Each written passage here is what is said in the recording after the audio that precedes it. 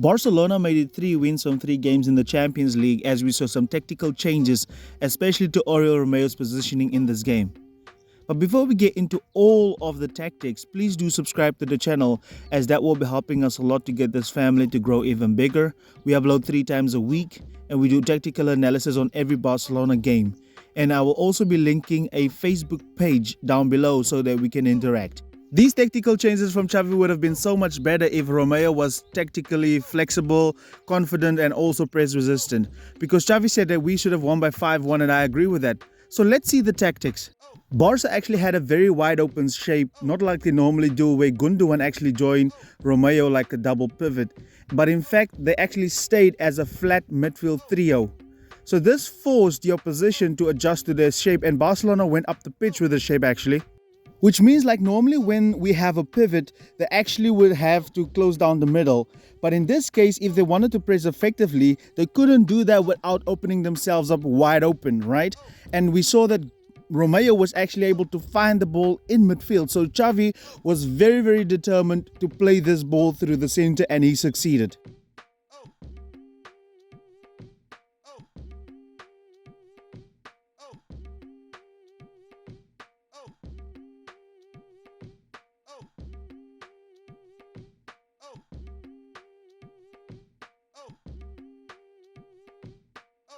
Like I said, Barcelona went up the pitch with this shape and actually it was a very big risk to press Romeu actually because if the opposition would actually do that, that would open up the field for Gundogan and Fermin to actually receive the ball in these areas. And the centre-backs and our full-backs remained wide.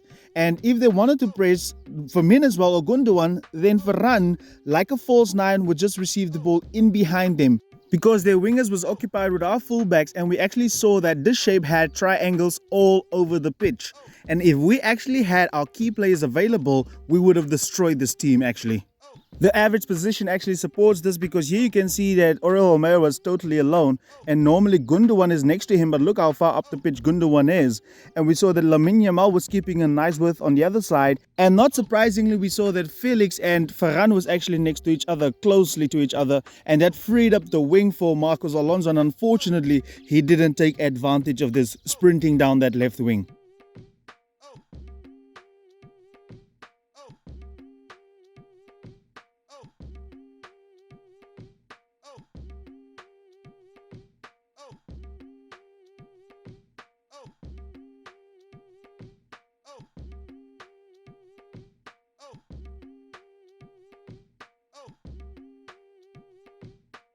In this game, Xavi actually proved my point on why I told you guys that Barcelona don't need a double pivot.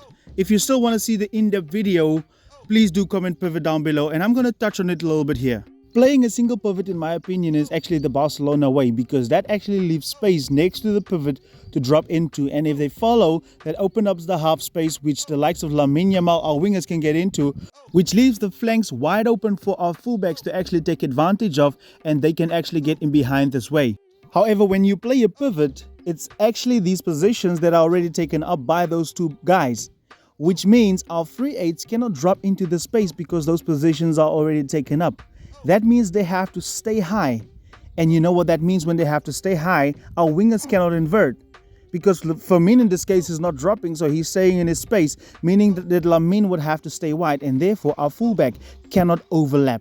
And this is the problem with the double pivot that I've been telling you guys all along. The left side is even worse because let's say Felix drop, Alonso comes inside. Do we expect the centre back to actually go and overlap? So you see the problems that I have with the double pivot.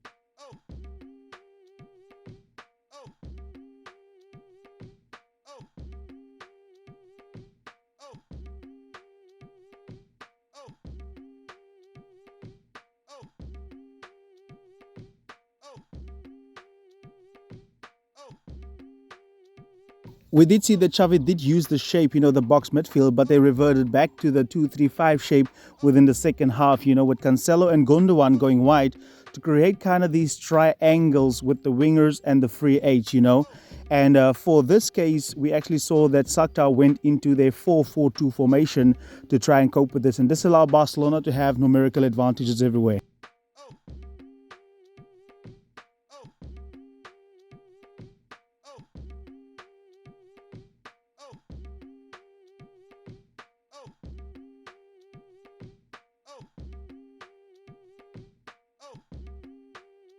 The times that Shakhtar actually had control of the game, Gundogan actually moved into a pivot position to help out.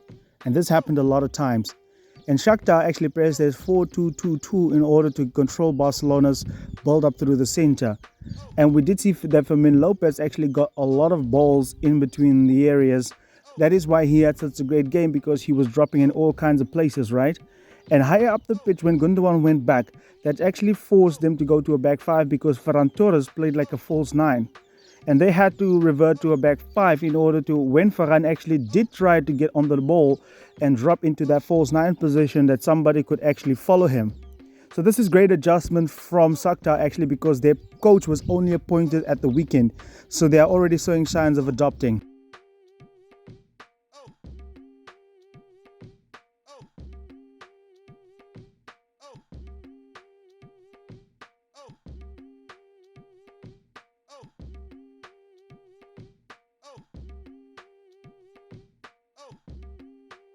In the end, Barcelona actually walked away with the points, which I think was more important for them to do in this game, to actually be good in terms of points in the Champions League.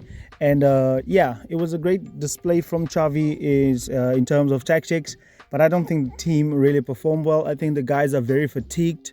But do let me know down in the comment section, what do you think about all of this? Also, do not forget to subscribe to the channel, as that's going to help us a lot in this build up towards the El Clasico. This weekend we're going to have some really crazy tactics to analyze. And like I said, if you're new on here, please do subscribe to the channel. That will be helping us a lot. There's a Facebook page down below. I do want to see you guys talking to me this weekend when we face and beat Real Madrid. So thank you very much for watching. It's a nice pleasure talking to you guys. Thank you very much. Goodbye.